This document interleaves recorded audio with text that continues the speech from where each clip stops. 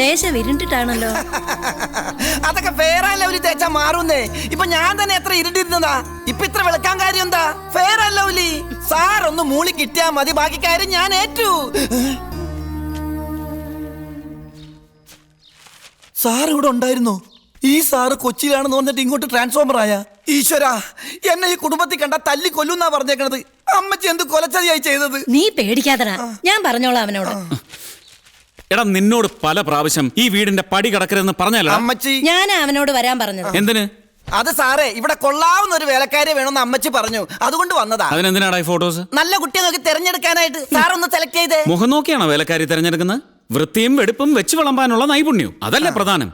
എല്ലാ ക്വാളിറ്റീസും ഉള്ള പെൺകുട്ടികൾ ഇതിന്റെ അകത്തോട്ട്. സാർ ഇതിന്ന് പറഞ്ഞതിനെ സെലക്ട് ചെയ്തിട്ട് ഒരു ചരട് കൂടി കഴുത്തെ കെട്ടിയാ മതി. പിന്നെ എന്ത് പണി വേണമെങ്കിലും ചെയ്തോളും, ശമ്പളം കൊടുക്കേ വേണ്ട. എന്താ?